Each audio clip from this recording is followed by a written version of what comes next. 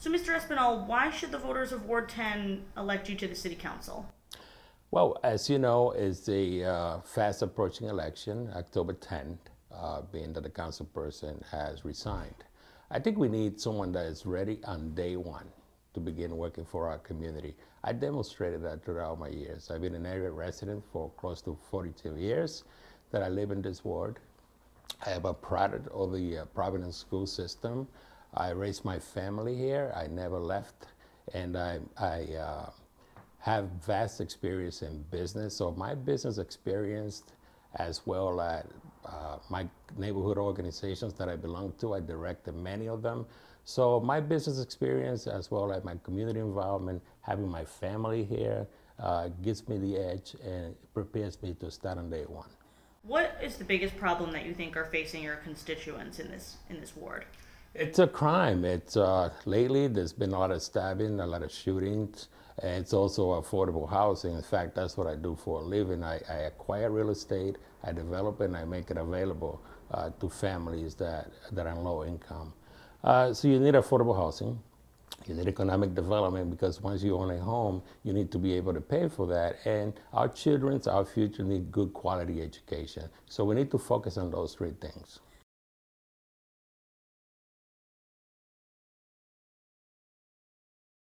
Well, we got to look at the root of the problem.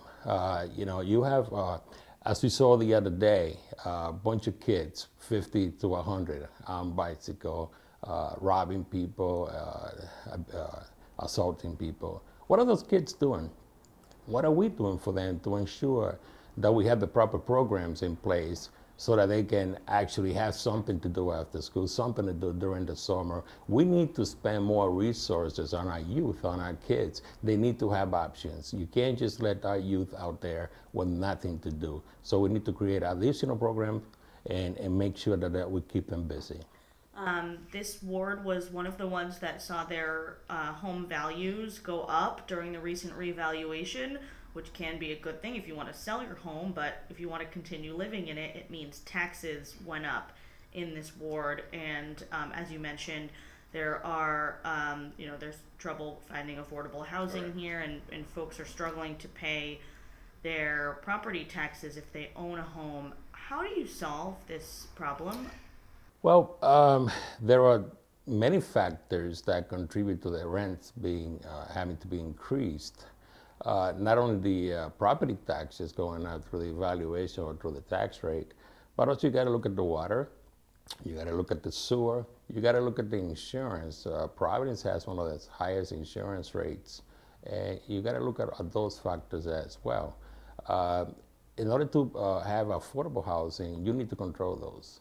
And one that we have direct impact and a say in, it will be the taxes. Used to be that the revaluation was done every 10 years. Now it's every 3 years.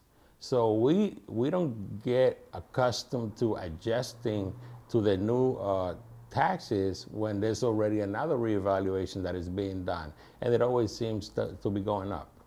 Do you think anything needs to change about the revaluation process? The full reval is every 9 years, and then every 3 years they do the statistical adjustment. Do you think they should do it more often, less often? I think it should be done less often because, like I said, it always seems to be going up. I mean, and it's hard for the homeowner to adjust. So that is having an impact because at the end of the day, it is the tenants, the residents that will be paying the higher taxes.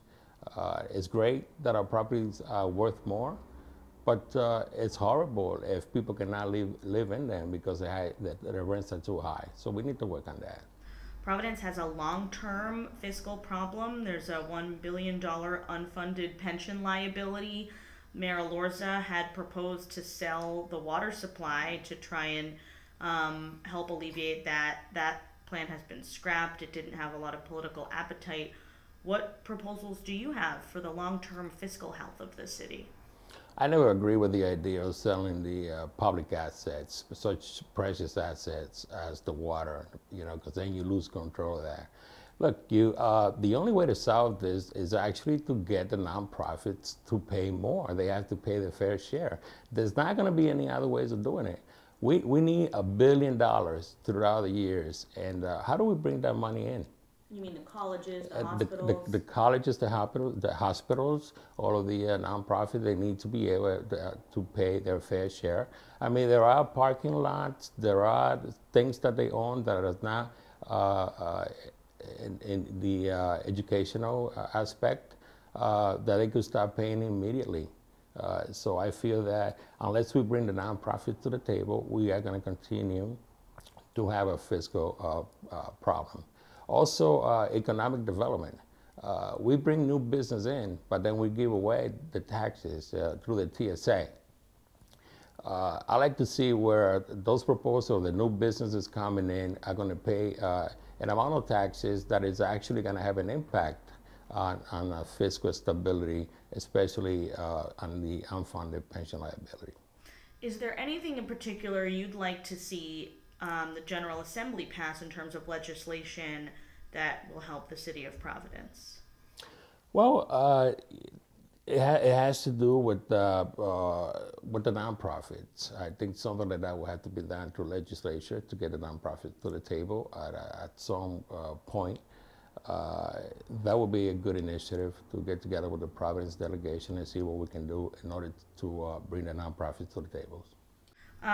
If you had the choice, if you could serve on one committee on the city council, which one would it be? I would love to be on the Public Works Committee because I like to make sure that our snow is being plowed, that our streets are being cleaned. I have never seen a street sweeper down here. I like to make sure that our sidewalks and our infrastructure are being done. And I also would like to serve on the Finance Committee because I worry about the health and fiscal stability of our city. How would you grade the job that Providence Mayor Jorge Elorza is doing?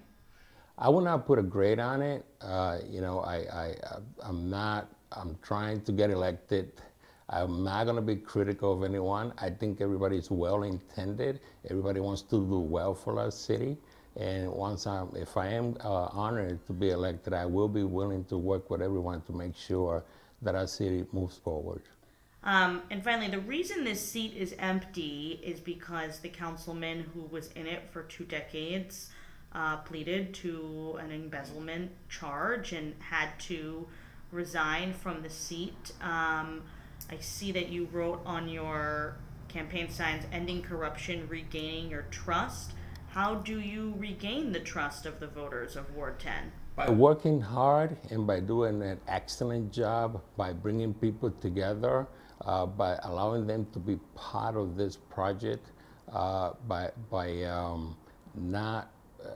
doing things that are right, by just being out there and promoting how good the people of Washington Park and South Providence are, and just by being honest and sincere and by telling the truth.